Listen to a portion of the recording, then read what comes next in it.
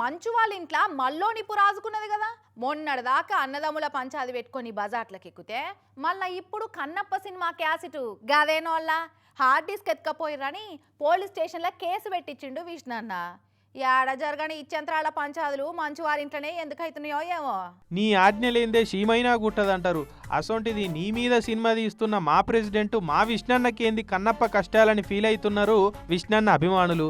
Kannappa cinema సీన్లున్న క్యాసెట్ను గదే hard డ్రైవ్ను విష్ణన్న ఆఫీసులో పనిచేసే చరిత రఘు అనేటోళ్ళు కావలసుకొని ఎత్తుకపోయారని పోలీస్ స్టేషన్లో కేసు పెట్టించిండు విష్ణన్న. ఇక ఈ విష్ణన్న కేసు పెట్టిన చరిత అనేటామకు మొన్నట్ల భైరవన్ సినిమా ఫంక్షన్లో థ్యాంక్స్ చెప్పిండు మనోజ్ అన్న. చరిత థ్యాంక్స్ అమ్మా, అన్నిట్లో నిలబడి ఒక ఆడదానివైనా ఒక మగవాళ్ళు సిగ్గుపడేలాగా నువ్వు నీతి నిజాయితీ ఏంటో నిలబడి చూపించావు.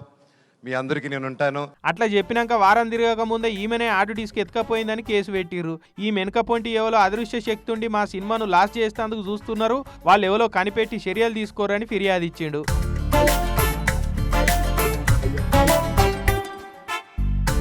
అయితే ఇంకోటి ఇష్ట ఏంటంటే ముంబైకి వెళ్ళి కొరియర్ల నెలన్నర కిందనే పంపిరట ఆర్డు డిస్క్. దొంగలు పడ్డాక 6 నెలలకు పోలీసు వాళ్ళు వచ్చినట్టు ఆర్డు డిస్క్ వచ్చినాక నెలన్నరకు పోయిందని కేసు పెట్టుడేందని పోలీసు వాళ్ళు అనుమానపడి అట్లా కూడా ఎంక్వైరీ చేస్తున్నారట. అసలే 200 రూపాయలు కాదు 200 కోట్లు పెట్టి తీస్తున్న సినిమా.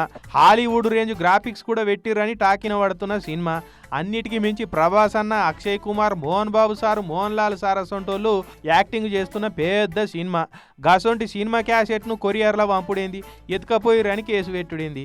ఆ శివయ్య కన్నప్ప సినిమా విడుదలయ్యే వరకు ఏం ఆజ్ఞలు ఇస్తున్నాడో గానీ విష్ణన్నకైతే సినిమా కష్టాలే ఉన్నాయని ఫీల్ అవుతున్నారటిగా అన్న ఆల్ ఇండియా ఫ్యాన్స్.